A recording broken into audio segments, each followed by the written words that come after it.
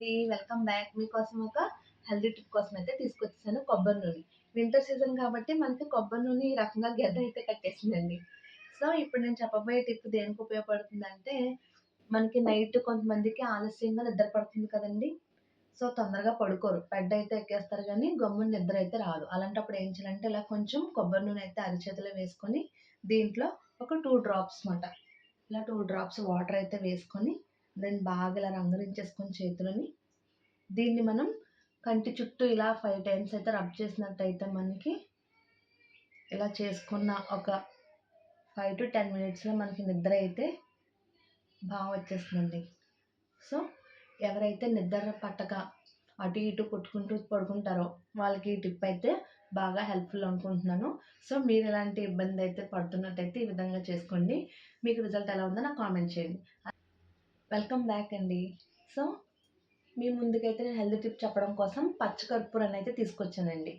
So, పచ్చకర్పూరం ముందు వీడియోలో మీకు ఆల్రెడీ దీన్ని పరిచయం చేశాను. సో, పచ్చకర్పూరం ఈ టిప్ దేనికి ఉపయోగపడుతుందంటే, ఎవరికైతే మైగ్రేన్ హెడేక్‌తో బాధపడుతూ ఉంటారో వాళ్ళకి నిద్ర పట్టదు కదండీ! అలానే శ్వాస ఫ్రీగా ఆడదు. హెడేక్ బాగా ఎక్కువ వచ్చేసి కొంత నిద్ర పట్టదనమాట. అలాంటప్పుడు ఏం చేయాలంటే, ఒక కాటన్ క్లాత్ ఈ సైజ్ ఉన్న కాటన్ క్లాత్ మీద తీసుకొని దీంట్లో ఇలా దీని లోపల అయితే ఇలా పచ్చికర్పూరాన్ని ఈ విధంగా పెట్టేసి ఇలా ఫోల్డ్ చేసేసుకొని అటు ఇటు చాక్లెట్ కవర్ లాగా అయితే క్లోజ్ చేసేసుకోవాలండి. సో, ఈ విధంగా క్లోజ్ చేసుకొని దీన్ని మనం ఏం చేయాలంటే ఇప్పుడు రైట్ సైడ్ ఉన్న నోస్ యొక్క హోల్ రైట్ సైడ్ ఉన్న దాని వైపు అయితే బాగా డెప్త్‌గంట పీల్చుకోవాలండి. తర్వాత ఏదైతే లెఫ్ట్ సైడ్ ఉందో దాని నుంచి వదిలేయాలనమాట. సో, ఇలాగా ఇటు సైడ్ ఇన్‌హేల్ చేసినప్పుడు ఇటు సైడ్ ఎక్స్‌హేల్ చేయాలి.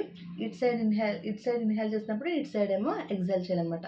సో, ఆ విధంగా ఆపోజిట్‌గా మనం చేసినట్టయితే ఈ విధంగా 5 టైమ్స్ అయితే చేయాలండి. క్రమం తప్పకుండా ఇలాగా